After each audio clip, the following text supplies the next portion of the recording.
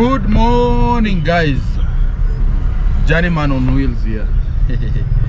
Well, I know most of you guys have been wondering where did this guy go to, but the guy has been busy turning the wheels of life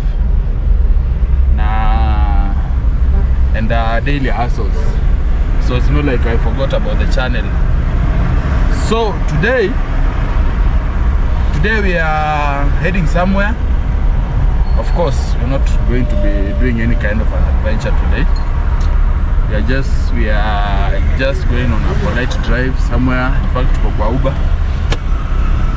We are not driving our old R2, the old love bug. So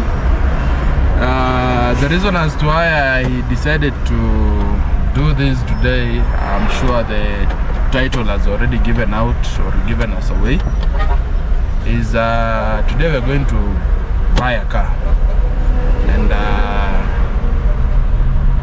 I thought, why not take you guys along? You can tag along, then maybe in the process you can get to learn one or two things, you know, some of the things that someone needs to be doing, or rather to be checking when going to buy a car for a first time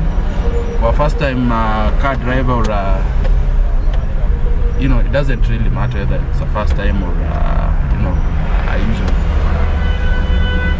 So here's the thing, we're just going to have a quick walkthrough of some of the things that you need to check, some of the things that you need to ensure that are in place before buying any car.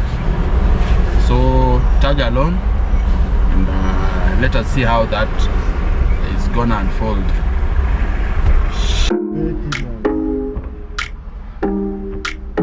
Usual Nairobi traffic.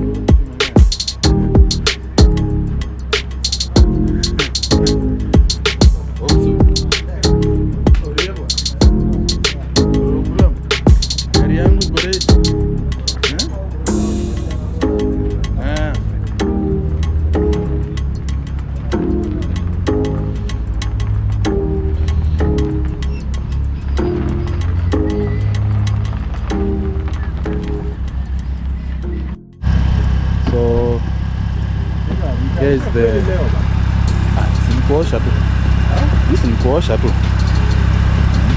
so guys, this is the car, and here's the mighty E60 525i.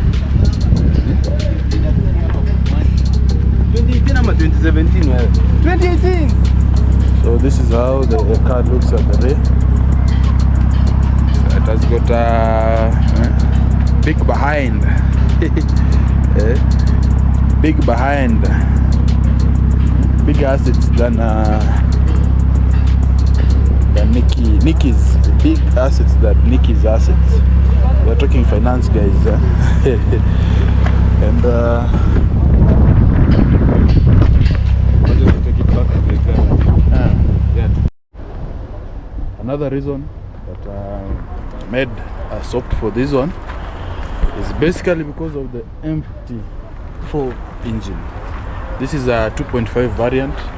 M54 came in 2.2, 2.5, and 3 liter.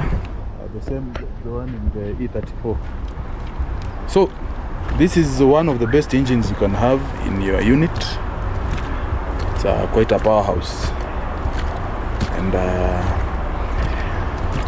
yeah, it's a win for this model, specific model. So we are just currently waiting for some few things to be done on the wheels, then we are good to go.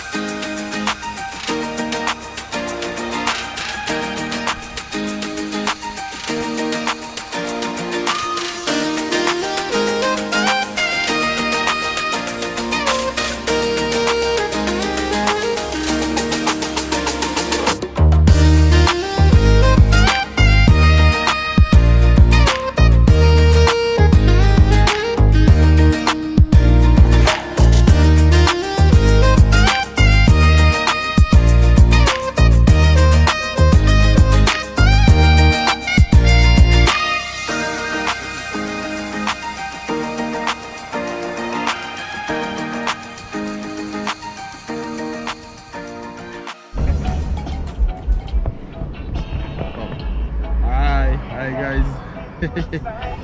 It is well, it's a hill here. I mean, journeyman on wheels again. But this is later on. This is months later on, after I did the video of buying the BMW E60. So I'll just give you a brief and detailed preview of events that really happened from the buying, what really went wrong, and some of the things that gave us, a headache with the E60, the BMW E60. So here is what happened. Well, we bought the car, and the car was fine, was running fine, and E60 is a beautiful car to drive, I'm telling you, and it's one of those cars that at some point it's one of those cars any person should own and get to experience it. Now, the car never had any problem, but the only issue that we had to deal with was something to do with the engine having a miss at idle. Normally, when cruising on the highway, when it's on the move, the car was perfect, everything was super okay. But it started developing a certain miss the moment you idle it in traffic, or when it's just running over there. Over time, you could realize the miss is, it's coming, it's slowly coming in Akuja. It's slowly coming until it just gets way out of, But if you switch it off, start it up, it will start okay, it will go, it will work well. But that issue of the car, that constant miss at idle is what we had to, address at some point. Now, at this point, I know so many of you guys will be like, "Oh, BMWs are bad cars. Why did you guys go for a Beamer?" Well, I think I'm not the best person to give an opinion on that, but since I'm already biased, but to be honest, I'm a Beamer guy. I've had BMWs for the past, like, let's say around 10 or so years. They've really served me well. So it depends with the person, it depends with how the car has been maintained and so on. So you can't just bluntly say they are bad cars. BMW are nice cars. Personally, are nice cars. I've had Beamers all this time, and this is a Beamer that I use again, and you know, I've never had a bad experience with them, so they're good cars. But here is what went wrong. Now, after we took the car, we went on a trip to, you know, we did so many trips with it. It was okay. On running, it was okay. It had so much power, and you know, everything was just fine. But there was just this one thing about having a miss or developing a miss at idle. So we sought to address the issue.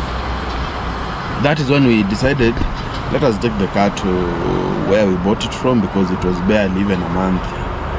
And you know, it's always good to, if where we took the car from, if they have something like a garage or something of that sort, it's always easier, because now at some point, if the person sold you the car had a good history about the car, it's easier for them to really know what could have been the problem. So that's what we did, and we took the car, explained the situation, and from the way I saw it, it's like they knew the problem with the, and it wasn't a new issue. But now, what made me feel bad is the fact that they didn't acknowledge, like, you know, this is an issue that we knew. And I'm saying that because later on I came to learn, it was one of the issues that made the previous owner, you know, end up upgrading, because the car was running fine. But that slight issue, when the car is at idle, then it starts, you know, developing that miss. So that's what we did. Took it back, and we agreed, of course, if there is anything that needs to be replaced, you know, we'll figure things out. So that's what we did. We took the car, but in the process, I realized those guys didn't really have much, or didn't have an idea on what they were trying to find, because now it was more of like a trial and error, or let us, you know, maybe do this, because initially I thought it was just an electrical error, because in BMWs, most of the issues that tend to affect them, it's more of electrical issues. So I took it knowing that it might be a slight, small electrical issues, because if the car has got a miss, and on accelerating the miss is there, you know, that is quite a different thing. So that is what we did. They took the car, started working on it, but after some few days of, you know, back and forth, coming back, bring this, bring that, it was clear that the issue wasn't going away. So we agreed, it's okay, you can go ahead if you wanna check the cylinder heads and stuff to see if there's anything, because now the engine was neat. It had barely 130 kilometers, 130,000 kilometers. So it was a pretty new engine for a car from 2007 to 2008. Now, that's what we agreed on. We let them do their work. We gave them space. You know, it's not always good to also mess around. So work started, but one thing was consistent. There was never a solution. Sorted. We never found the issue with the car.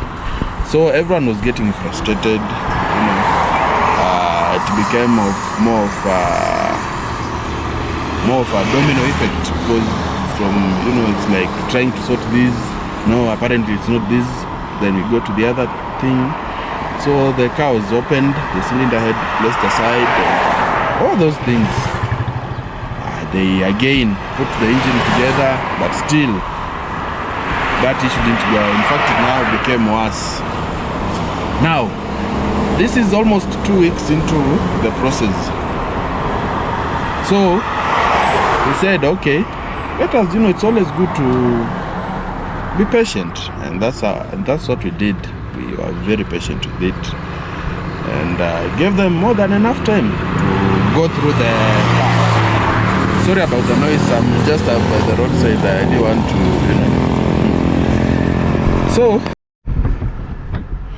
So after going through the engine several times, the wiring guy insisted on checking the ECU, and it turns out the issue was with the ECU, from what I was being told, because I'm not good at wiring stuff, or much.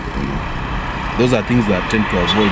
If I can avoid tampering with any wiring issue or any wiring stuff, the better for me. So they said something to do with the car had previously been given a certain tune, but to some point the tune collapsed.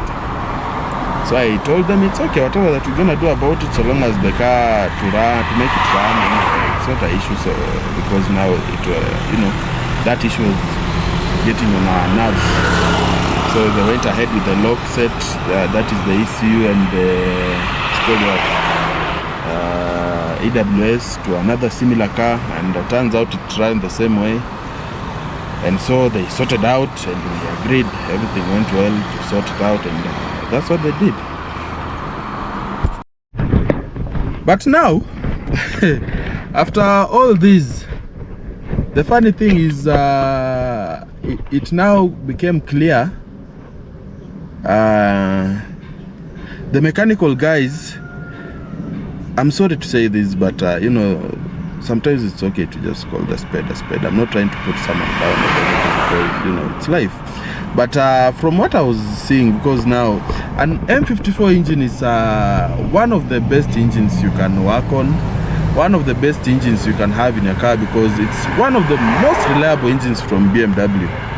But these guys, it's like they had automotive knowledge of a lettuce, because now they couldn't figure out how to, sometimes putting the timing chain wrong and so on. So it became clear, kidogo, there was a problem. But we just got patient. A month down the line, then we decided, okay, just sum things up, then we can figure out another solution, because now it was getting expensive. Because we had supplied, parts and stuff, money for parts and everything. But you see, now it's always good to see progress. But 1 month down the line, nothing had changed. So that's when we decided to do what? That's when we decided to just tell them to wind up, and we agreed to take the car. And that's what we did. We went, took the car. The car was smoking. This time it was smoking, power steering pump. And you see, these are some of the issues that, were not there, because the car was running fine. It's only that small issue at idle. But now it didn't have power, and we just drove it slowly, trying to see if it can, it's something that can sort itself out. But clearly, it wasn't. So that is, at that point, that's when we decided to let the project take a back seat, and we parked the car. So what can we learn from all this? Personally, the engine is, BMWs are not bad cars, or any other car. It all goes down to maintenance and how you service the car, basically. In this car, an engine that has done 130,000 kilometers, it's a fairly new engine, so I didn't expect that to happen. But it's now, you see, in this scenario, it was more of a trial and error. Those guys couldn't figure out where the issue was. So this trial and error, if we could have known, or if they could have known it's just something to do with the ECU, then it could have been much easier. But now you see, they went through the engine, and messing with the timing chain during startup. I was there. and it broke the chain, and you see those are some of the things that don't happen. So clearly something was wrong somewhere. And then 54 engine, as I've clearly said, it's one of the best engines. And the one in the E60 is M54B25. It's a 2.5 variant. And I use the same engine even in my old, in my other BMW. This one, the one I'm with, this E34 has got a nice M54B30, but that one is a 3 liter from the X5 and so on. So I was trying to figure out what could have been the problem, but you see now, we reached the point whereby, it was just, terminating point of no return. So that's when we decided to put the car, let it take the back seat, and work on getting a new engine. At this point, at this point, we decided to just bring a whole unit, a complete engine, and probably gearbox, because the gearbox won't cost much. So we decided to just bring a whole setup, engine and gearbox combination. That is just in case, or we can still sell the engine if, there are so many E60s around that are bad. I mean, not the engine, but still sell the gearbox. Then while the car is running, that's when we can check the other setup and see if it can be built from scratch, because it's fairly everything is, those things are still new. So we just need to figure things out.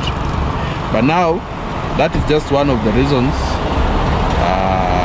the car is not on the road. But everything else on the car works fine. I'm telling you, an E60 with a 2.5 or a 3 liter, it's an awesome, and it's a fast car. I think one of the major appeals is the gearbox. The gearbox on that thing makes the car move like, it's a fast car, it's fairly fast.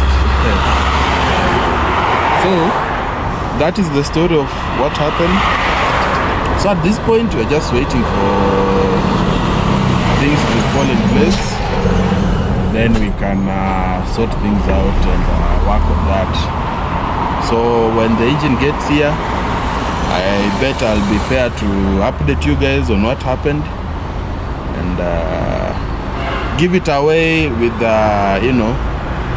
with open hands, because now the new owner at this point is not really enjoying it. It's just we decided to let us give it a break. But it's something that we're gonna sort. So what can we learn from all this? Well, if you are buying a car out there, it's always advisable to at least have a look around it, go on a test drive and try to figure some of these things, because now that is something that we didn't do.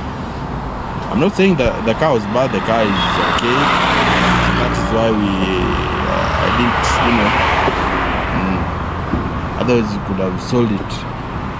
But what we learn from this, always make sure that you check. If you're not in a position to check, or if you're not in a position to understand, to check some of these things, you can just get a professional to accompany you to, this specific car that you're buying, let them check.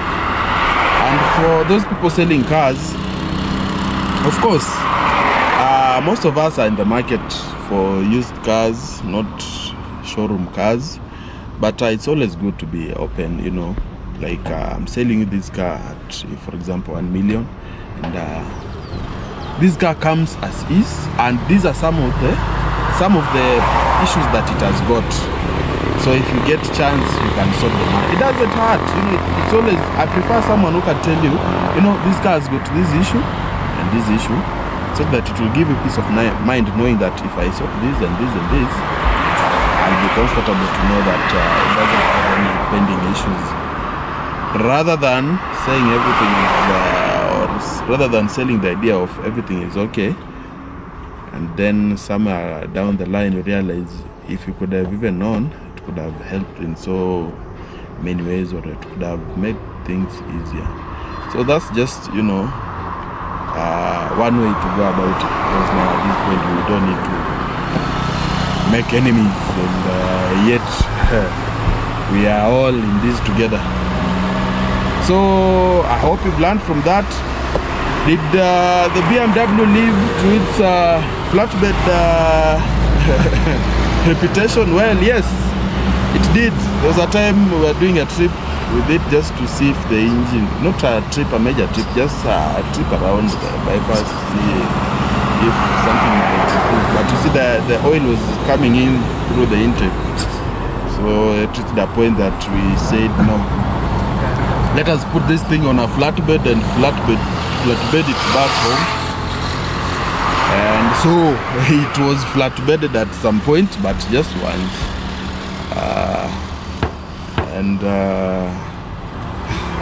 Any car can be flatbedded, see it in the But once we've done the project, I mean not the project, once the engine comes around, I'll keep you guys posted, because now I was getting asked, you know, what happened with the the blue E60. It was nice, and all of a sudden it's no longer, it's no longer on the road. So, you know, that's just basically pretty much it. And I'm also excited. I'm excited about putting that car back on the road. It's such an interesting car. It's fast. There's so many things, so many good things about the car that I can say, instead of, you know, focusing on the negatives, because now so once everything is in place, I'll make a video to update you guys and show you proper, or maybe give you a quick review to, you know, show you why it's a good car, why